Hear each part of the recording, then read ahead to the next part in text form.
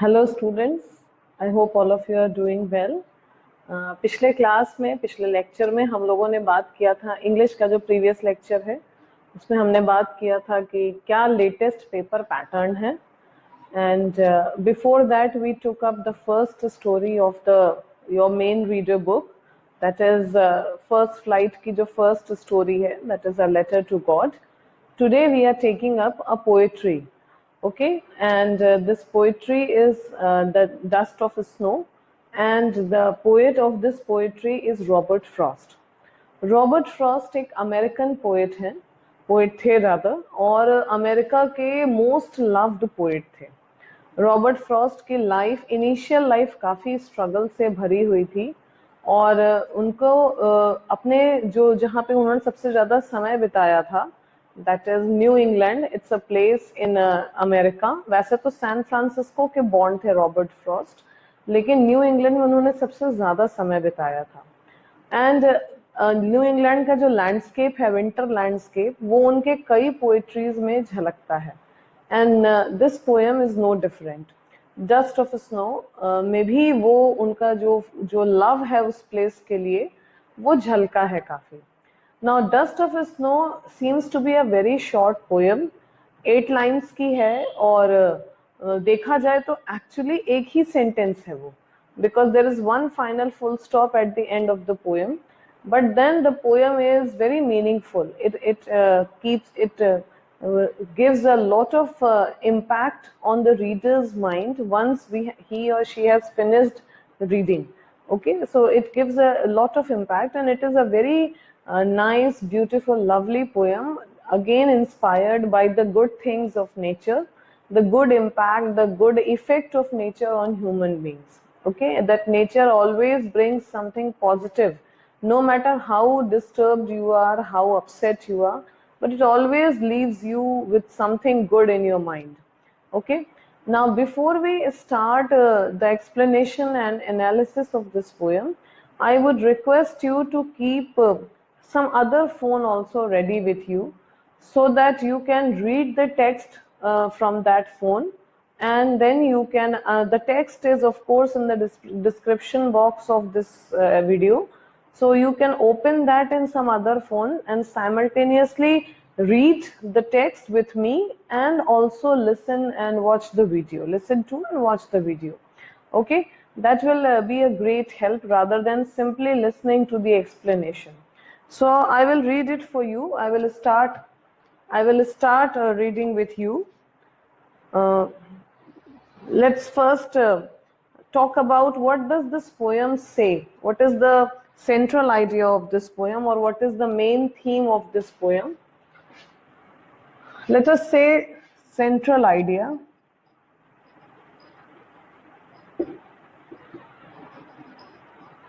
Central idea of the poem is the beautiful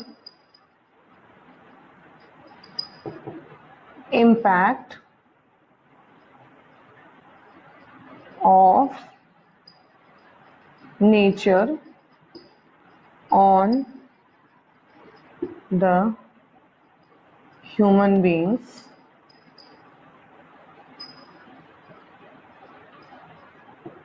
Okay, now nature in any form, लेकिन nature का impact हमेशा beautiful होता है, relieving होता है, बहुत मतलब एक रिलैक्सिंग, सूदिंग फीलिंग देता है nature. Now let us see, let's start with, first we will read the poem and then we will talk about the various aspects taken up in this poem. Stanza 1, if you see, the way a crow shook down on me the dust of snow from a hemlock tree. Now me here is the poet, and it seems either the poet was passing under a tree. One more thing, since we are talking about dust of snow, so the season is definitely winter season, and probably the poet was passing under a hemlock tree, or he was sitting or something like that, we don't know exactly. And a crow shook. Now whether the crow was preening, whether it was trying to fly, whether it was just shaking, that also is not clear. But what is clear is sorry, what is clear is that the poet was under a hemlock tree, and a crow shook the branches or the leaves, rather not the branches but the leaves or twigs, and some snow fell on the poet, on his head or shoulders, something like that. Okay. Now here three keywords are very, very important in this particular stanza. And what are they? Let us see. The first is crow. The second is dust of snow. And the third one is hemlock tree. Now, why are these things important? Now, let's see. Actually, these three things tell us about the basic idea in this, the basic idea in this poem. Okay, crow, dust of snow, and hemlock tree. Now, crow is usually associated with bad omen. Crow brings means negativity. It's a symbol of ill omen. People always believe that a crow is not a symbol of happiness. इसको कोई symbol of happiness या beauty नहीं माना जाता है, isn't it? Same is with dust of snow. Now forget about snow, think about dust. Dust means nothingness. Something, dust is again not a lovable thing, not a lovable thing that a person wants to keep in his house. Dust is not something that you look for when you go out of your house to visit a place, or when you are on the road. You don't look for dust. You don't want dust to be there. You want the environment to be clean and neat. So again, something which is not liked by human beings. Crow, a sign of ill omen. Dust also, you can say, a bad sign. You can associate it with the storms. You can associate it with something left like that for ages, something abandoned. Again, all negative things are associated with dust. Hemlock tree, again a very, very big example of ill omen, something which is associated with ill omen. Why ill omen? Ill omen का मतलब क्या है? जैसे अपशकुन होना. इल women से क्यों मतलब associate करते हैं? बिकॉज ये पॉइजनस ट्री होता है. So poisonous tree, a bird which is associated with death and ill omen, and something which represents nothingness. ये तीनों में से कुछ भी ऐसा नहीं है जिसे कि पॉजिटिव माना जाए या पॉजिटिव चीजों से रिलेट किया जाए. Isn't it? Now let us see. Has given my heart a change of mood and saved some part of a day I had ruled. Now, has given my heart. ये जो तीन negative चीजें हैं, all three things are negative. What is common among them? First, they all represent some negativity. They are all associated with bad situations, unwanted situations, something which people don't like. A human being would never like to see a crow daily in his life, isn't it? When you expect, when you talk about a bird, you want to see a peacock, or you want to listen to a cuckoo or nightingale or something like that. Nobody wants to see or listen to a crow. Similarly, nobody loves dust. And a hemlock tree is the last tree that you would want to go around or you want to see in your garden. We love gulmohars, we love pine trees, and then there are neem, which is medicinal. There are so many other trees that look good. There's a banyan tree, which is the most talked about tree in the stories and novels. But then hemlock tree again, which is poisonous, which is not at all something which a person would like to go near. These three negative things combine to give a positive effect on the poet's mind. Now see, poet's heart and soul. See, has given my heart a change of mood and saved some part of a day I had rued. Now, what is rude? Rude meaning is also given in your book, and that means some part of the day that is already wasted and the poet regrets about it, that it is already wasted and now he couldn't do anything. So crow means, what does it mean? The impact of the beautiful impact of nature. The crow was sitting on a branch or maybe flying nearby, means just whisked a branch or something like that, and some dust fell on the poet's head and shoulder, and it just brightened up his spirits, it enlivened his spirits. तुरंत उनका एकदम मन बदल गया. He felt enlivened, he felt refreshed, he felt brightened up, he felt good. So what people associate with negativity brought happiness to the poet's mind. That means nature in any form brings happiness. Nature is the harbinger of happiness, no matter which form it comes in. And the poet has very intelligently used these three symbols. These three are the symbols of negativity, of some kind of something that you don't like, some ill omen, and he has brought these negative things together to bring a very pleasant, soothing impact. And he says that earlier generally people say that कि आज मैंने कौवा देख लिया, मेरा दिन खराब हो गया. But what does the poet say? He says that earlier his day, the earlier part of his day was very bad and he regretted for that. But after he came in contact with these three, the rest of the day was saved. यानी ironical है, ये काफी ironical है कि जिन चीजों को negativity, नकारात्मकता का, दुख का सिंबल माना जाता है, मृत्यु का सिंबल माना जाता है, उन चीजों के कांटेक्ट में आकर जो पोएट का रेस्ट ऑफ द डे था वो अच्छा हो गया. उसके पहले का जो समय था वो उसका खराब हो गया था, वो वेस्ट हो गया था, बट ये अच्छा हो गया. Okay, so that is the main theme of the poem. The poem is extremely small, very small poem, but then it has a lot of meaning. That do not associate such kind of labels with anything in nature. Nature brings happiness in its own way and you should only be welcoming that happiness. Okay, so then after this we have the next thing that we have to talk about is what is the theme in this poem. What theme exactly is the poet talking about? The theme that the poet is talking about is a communication is set up between him and nature, between human beings and nature.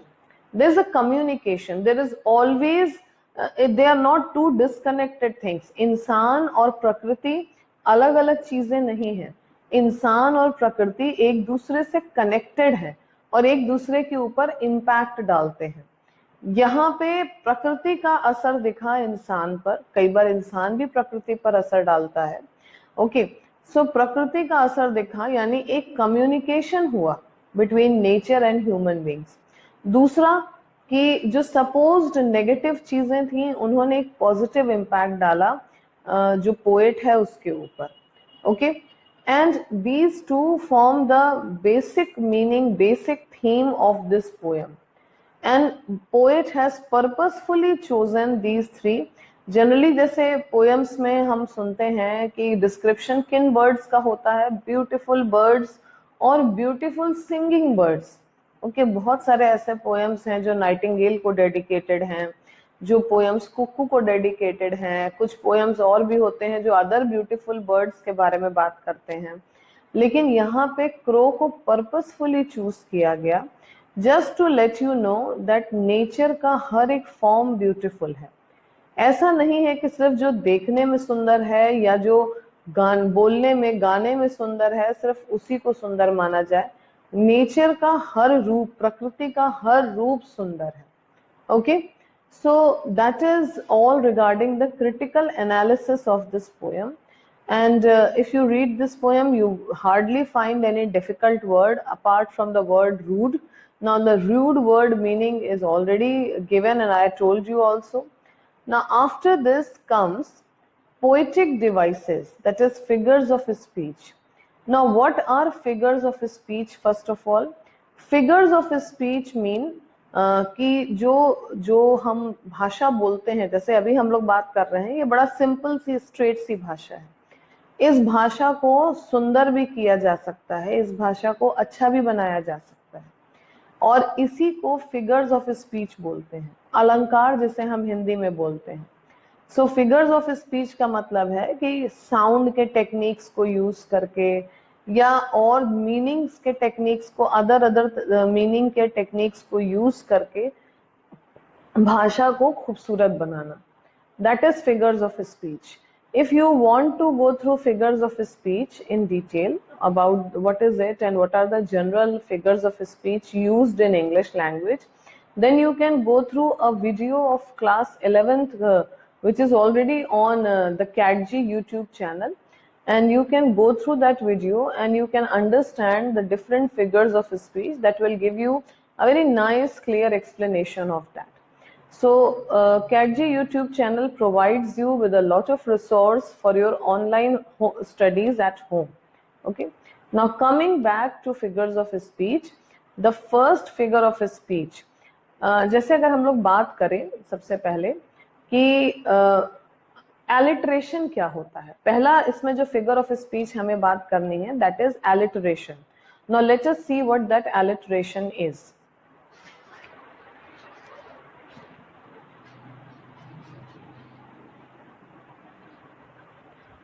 Figures of speech की बात कर रहे हैं हम.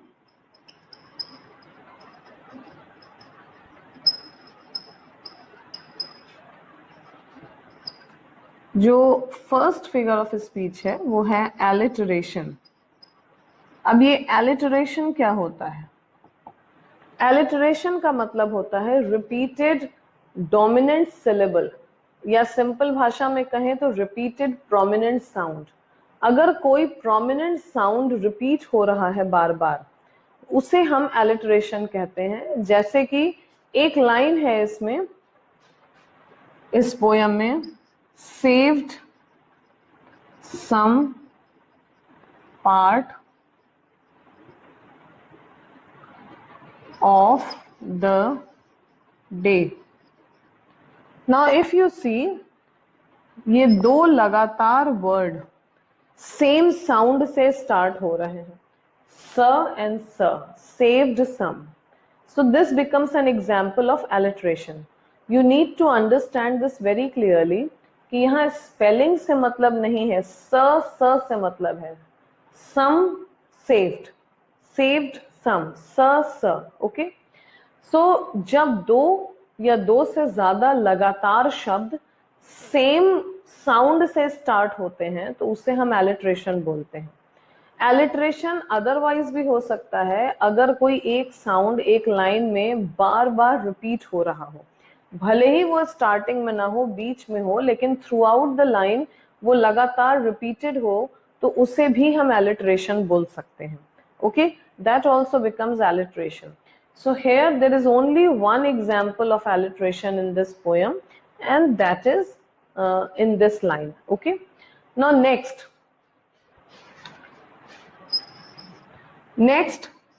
जो figure of speech हम पढ़ने जा रहे हैं, दैट इज मेटाफर. मेटाफर क्या होता है? मेटाफर का मतलब होता है कि दो अलग अलग चीजों को किसी कॉमन कैरेक्टरिस्टिक के बेसिस पे कंपेयर करना. जैसे दो बिल्कुल अलग चीजें हैं और उनमें कोई एक क्वालिटी है जो समानता है दोनों में, तो उनको दोनों को कंपेयर करना, दैट इज मेटाफर. लेकिन मेटाफर की खास बात यह है कि लाइक या एज यूज नहीं किया जा सकता है. जैसे कि एज डार्क एज कोल, ये हम नहीं बोल सकते हैं. एज नहीं बोल सकते हैं, या डार्क लाइक कोल, ये भी नहीं बोल सकते हैं. Okay, so we can say it is coal. It is coal का मतलब क्या है कि ये उतना ही काला है जितना कि कोयला होता है.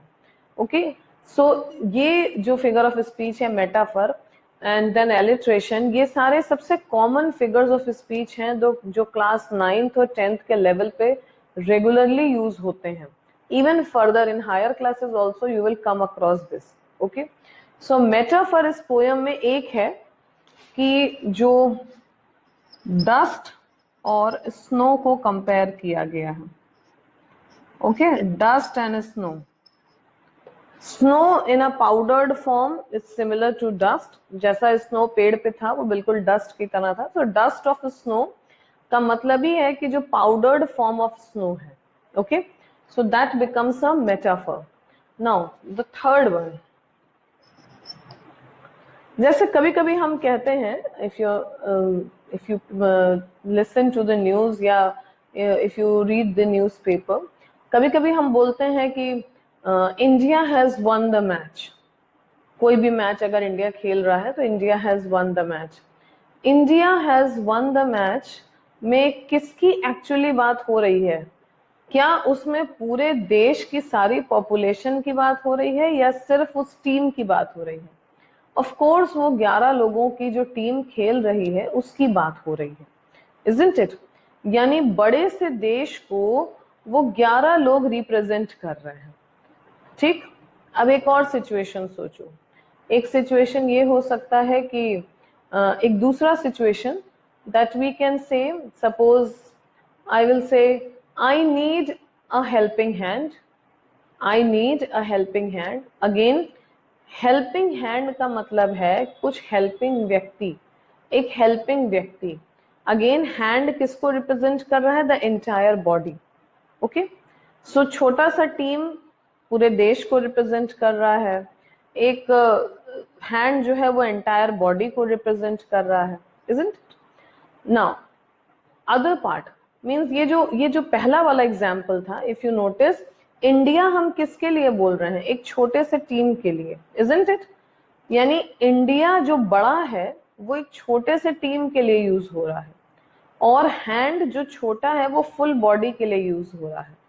यानी एक लाइन में बोला जाए तो whole is use to represent a part और a part is use to represent the whole.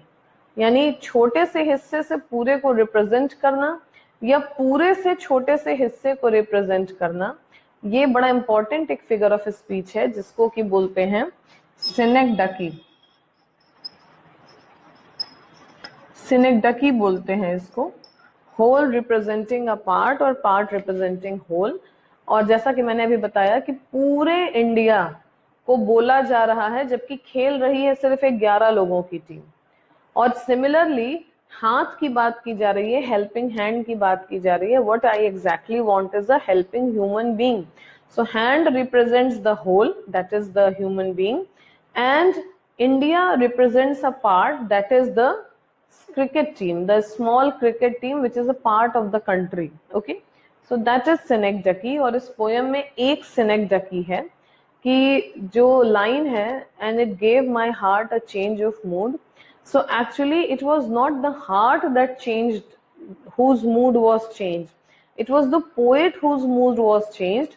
So change of heart actually refers to the heart, actually refers to the poet। Okay, heart refers to the poet। Okay, so the heart refers to the poet and that is synecdoche। Heart is a part of the entire body, so the heart represented the poet, that is synecdoche। And of course poem का जो second half है वो ironical है, continued है first half से, but it is ironical क्योंकि जो second part है उसमें कहीं पे भी जो है मतलब ये नहीं दिखाया गया है कि जो एक्सपेक्टेड था कि फर्स्ट पार्ट में कुछ नेगेटिव चीजों के कांटेक्ट में आता है पोएट, लेकिन सेकेंड पार्ट में उसका पॉजिटिव इम्पैक्ट दिखाया गया है लगातार। ऐसा कुछ भी नहीं है जो हम एक्सपेक्ट करते हैं कि अरे एक पॉइजनस ट्री के पास से गुजरा है तो कुछ बुरा होगा, वैसा कुछ नहीं हुआ। Okay, so this is the critical analysis of the poem and the explanation of the figures of speech used in the poem। With this we come to the end of lecture 1 of this poetry। Okay, so till then all of you take care, bye।